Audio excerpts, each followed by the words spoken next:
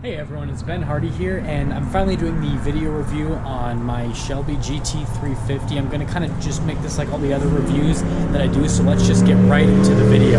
Just to start off, sorry, the car's a little bit dirty. I'm actually just going to go clean it right after this. But most of you probably already know about the specs on this car, but we can just get right into it. So we can start under the hood here, which is most of the talk on this car, honestly. It's a 5.2 liter naturally aspirated V8 that goes through a Tremec 6-speed manual. It makes 526 horsepower and 429 pound-feet of torque, with a red line of 8250 because of the flat plane crank V8 nature. It's a little cold air intake there, but yeah, I like how they kind of left most of the stuff exposed, and you can see the reinforcement bar, but definitely looks really cool under the hood. Again, sorry for the car being a little bit dirty, especially the rims right now. I haven't cleaned them in a minute, but you can see those nice big Brembo brakes in the front and the back with those rims, and I just love the rim design on this. And then you can see all the way down the side skirts, all that. And then you do get this right here to release some heat from the brakes and all that out front. We pop around back. This is probably my favorite angle on the car, to be honest. I just love the rear deck lid spoiler that it has, and then the whole rear diffuser back there with the quad tip exhaust. I think this is the car's best angle, and you can see the other Shelby badge back there as well. But kind of the story of this car is lots of power and lots of aero to keep it on the ground and all that. But no review is complete without going over the trunk space. Pretty much the same setup. You got a little fix-a-flat kit down there as any other Mustang.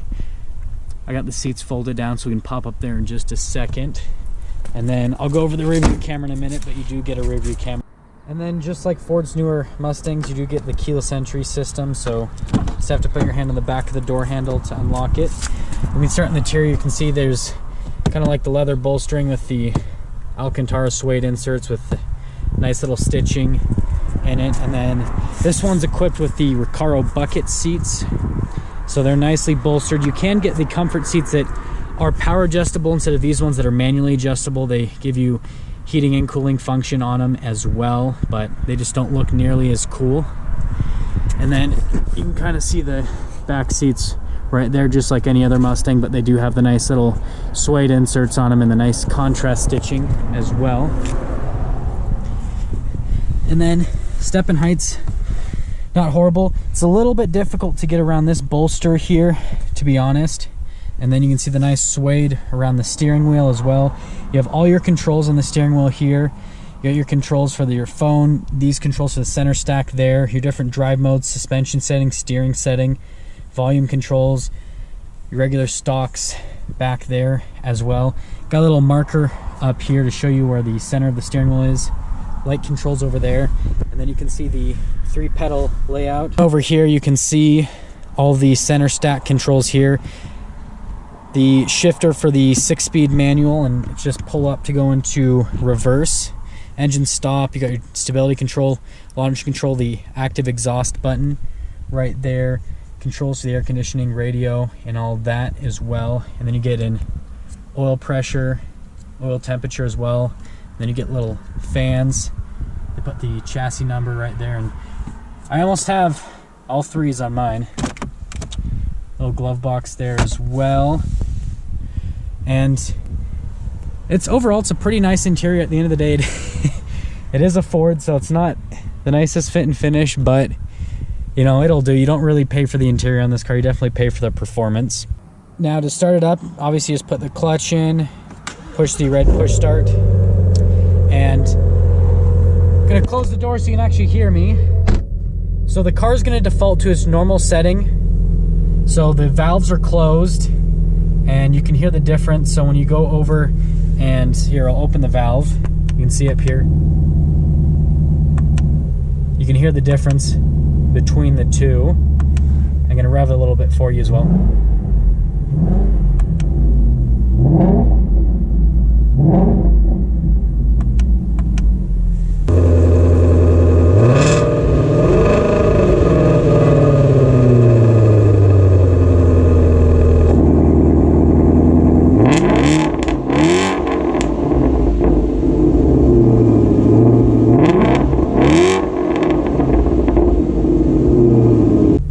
I said, you have the different suspension settings, so normal and sport, and then the different steering settings. You've got sport, you've got comfort, you've got normal as well, and then your different drive modes. So you have normal, sport, weather, track, drag as well.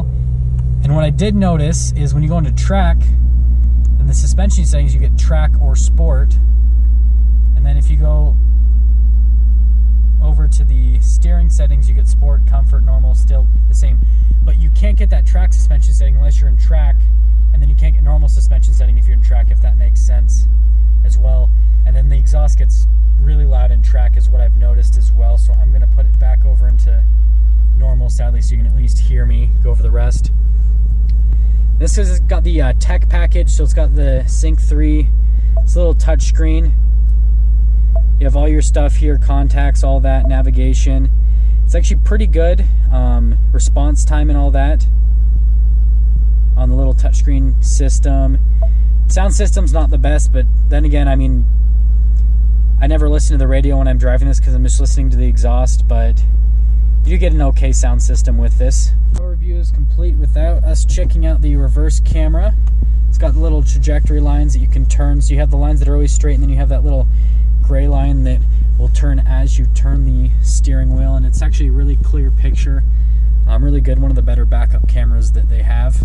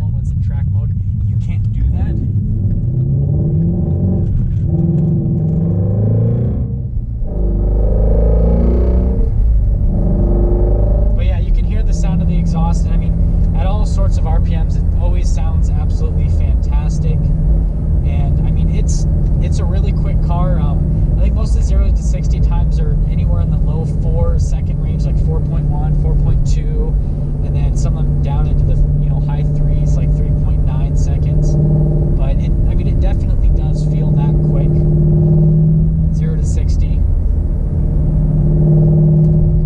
And the car actually handles really well, especially for a Mustang. If you've driven the S550 Mustangs, then you can't really compare that to this car because it feels like a completely different car. And I mean, it is. It has a different motor, different suspension setup, and all that. It really is like a whole new car. And then something to mention quickly, the steering wheel. I love the Alcantara on the steering wheel. It definitely feels really nice, and obviously makes so your hands don't slip around when you're taking this on the track and all that. And then I do like that they put a little leather part at the bottom as well. And this is kind of more like on a personal note, but sometimes when you're driving, it's nice to be able to just put your hand on the leather and just be able to hold it there versus the Alcantara, because you can kind of feel your hands, like, if you have any sort of sweat or anything in your hands, you can definitely feel it going into the steering wheel and all that. Okay, so we're about to take it on the interstate just to get a little bit of acceleration on it.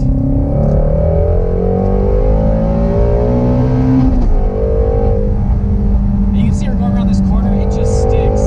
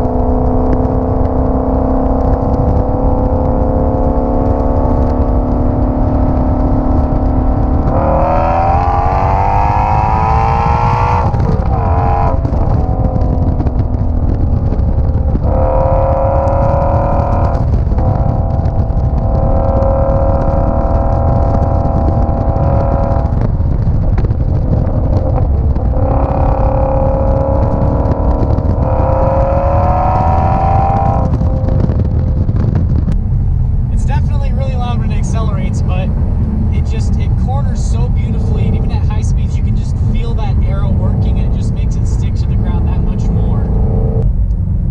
But yeah, I mean, it's a quick car for sure, and you don't really get a lot of power until about 3,000 RPMs is when you start feeling the torque come in, and it's almost kind of like, everyone compares it to the Honda VTEC. It's like that, but obviously way more power and way more noise and all that. But yeah, it's kind of like nobody's home, and then you get 3,000 RPMs and it just starts pulling, and it pulls all the way to red line.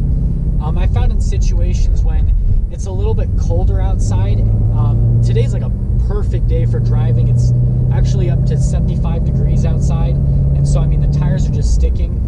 But when it's a little bit colder, like I've driven, you know, when it's in the 30s and all that, and if I try to do any sort of hard acceleration, I won't slip initially, so I'll grip okay, and then as soon as I hit 3,000 RPMs, the tires start spinning. And then as soon as I get to about, I would say 6,000 RPMs, it starts 7,000 RPMs, it starts slipping again, because you kind of get into the maximum power range and all that. And it's just, I mean, it's crazy. It really is. It's such a fast car. But yeah, just to kind of sum up my overall thoughts on the Shelby GT350, obviously I'm a little bit partial to the car because I ended up buying one and all that. But I mean, if you're looking for, you know, one of the best sounding exhausts from the factory, you know, something that's obviously covered under warranty and all that, you know, a really quick car that's fun to drive in a straight line. You know, I just took it up the canyon the other night and it was phenomenal. I mean, it just tore those roads apart, to be honest. So, and then obviously something that's great on the track, you know, kind of just like an overall fun car.